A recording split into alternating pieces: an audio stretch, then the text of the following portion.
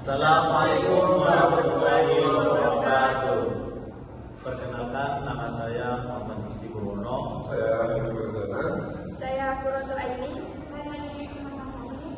Pada kesempatan kali ini kita akan mempresentasikan hukum pajak yang membahas tentang utang. Baik, di sini saya akan menjelaskan definisi utang pajak. Definisi utang pajak adalah jumlah kewajiban perpajakan yang belum dibayarkan oleh wajib pajak kepada pemerintah.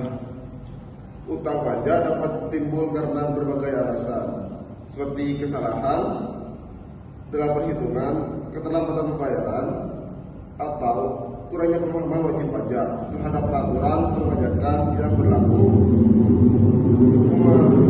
Memahami konsep utang pajak pada pengelolaannya yang baik sangat penting bagi wajib pajak untuk memenuhi kewajiban perpajakannya dan menghindari sanksi.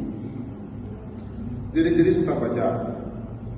Yang pertama, pajak besar. Pajak penghasilan atau bisa disebut juga PPh, pajak pertambahan nilai bisa disebut juga PPN, pajak penjualan barang mewah PPNBM, pajak bumi dan bangunan PBB, dan bea materai. Pajak penghasilan PPh, utang pajak yang timbul dari kewajiban wajib pajak untuk membayar atas penghasilan yang diperoleh hak dari pekerjaan, usaha maupun sumber lainnya. Pajak pertambahan nilai PPN, utang pajak yang timbul dari kewajiban pengusaha kena pajak untuk merengut, menyetorkan dan melaporkan PPN atas transaksi penjualan barang dan jasa.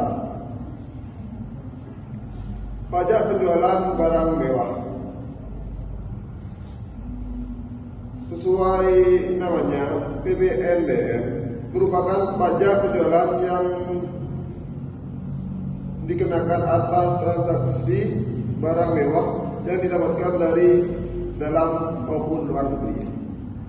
Pajak bumi dan bangunan, utang pajak yang timbul dari kewajiban pemilik atau pengusaha properti seperti tanah dan bangunan untuk membayar pajak atas kepemilikan atau penguasaan tersebut.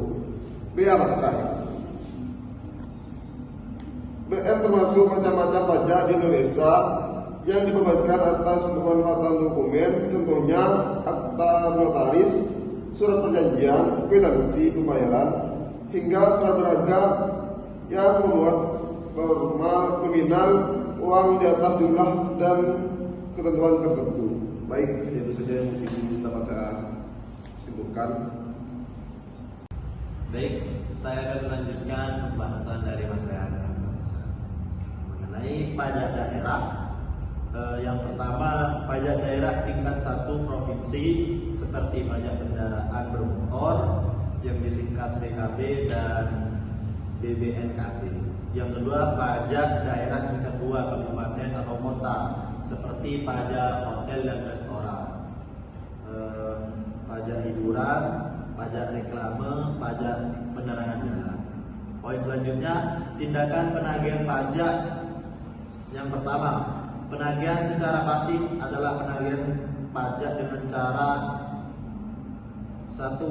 Memberikan peringatan berupa penyerahan surat tagihan pajak yang disingkat STP, surat ketetapan pajak kurang bayar yang disingkat SKPKB, dan surat ketetapan pajak kurang bayar tambahan SKPKBT.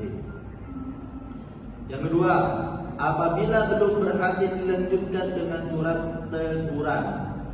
Yang ketiga, adanya cicilan pembayaran utang pajak. Apabila tidak ada, maka tindakan penagihan aktif akan dilakukan.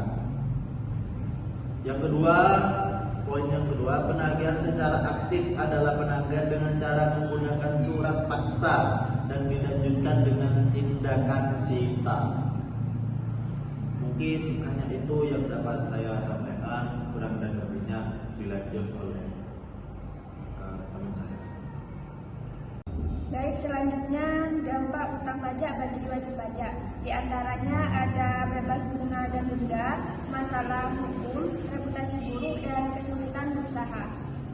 Bebas bunga dan denda ini merupakan wajib pajak yang dikenakan bunga dan denda atas utang pajak yang tidak dibayarkan tepat waktu.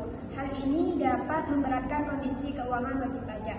Yang kedua, masalah hukum. Jika utang pajak tidak segera dibayarkan, wajib pajak dapat dikenakan sanksi hukum seperti pemeriksaan, penyitaan harta, bahkan pidana. Yang ketiga, reputasi buruk.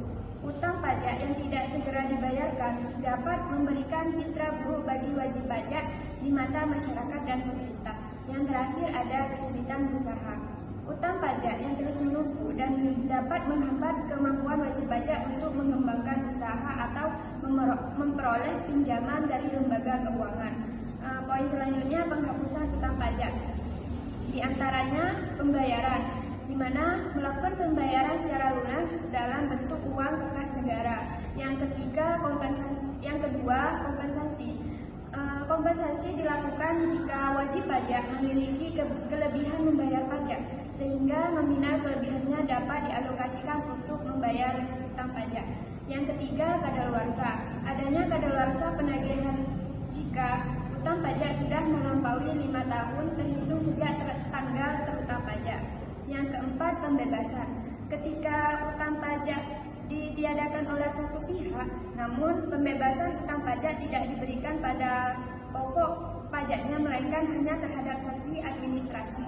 Yang terakhir yaitu penghapusan, di mana kondisi yang hampir mirip dengan pembebasan utang pajak, namun biasanya disebabkan karena kondisi keuangan atau kematian. Sekian dari saya, selanjutnya akan dilanjutkan oleh pemateri selanjutnya. Baik, selanjutnya yakni sanksi atas utang pajak. Sanksi di sini ada 4. Yang pertama, bunga. Wajib pajak dikenakan bunga sebesar 2% per bulan atas jumlah pajak yang tidak atau terlambat dibayar. Kedua, denda. Selain bunga, wajib pajak juga dapat dikenakan denda administratif atas keterlambatan pembayaran pajak. Dan yang ketiga, pidana. Dalam kasus tertentu, wajib pajak dapat dikenakan sanksi pidana berupa kurungan atau denda atas tindak pidana perpajakan. Dan yang keempat, penyitaan harta. Apabila utang pajak tidak segera dibayar, otoritas pajak dapat melakukan penyitaan terhadap harta wajib pajak. Selanjutnya, strategi pengelolaan utang pajak. Pertama, pemahaman peraturan wajib pajak harus memahami dengan baik peraturan perpajakan yang berlaku agar dapat menghitung dan membayar pajak dengan benar. Dan yang kedua, pembukaan akurat. Wajib pajak harus memastikan pembukaan keuangan dan dokumentasi perpajakan yang lengkap dan akurat, sehingga dapat menghindari kesalahan dalam perhitungan pajak. Ketiga, pembayaran tepat waktu. Wajib pajak harus membayar kewajiban pajaknya tepat waktu untuk menghindari timbul utangnya, pajak beserta denda dan bunganya. Dan yang terakhir, komunikasi dengan otoritas. Jika terdapat masalah dengan utang pajak, wajib pajak disarankan untuk segera berkomunikasi dengan otoritas pajak dan mencari solusinya. Sekian dari kelompok kami, kurang dan lebihnya mohon maaf. Wassalamualaikum warahmatullahi wabarakatuh.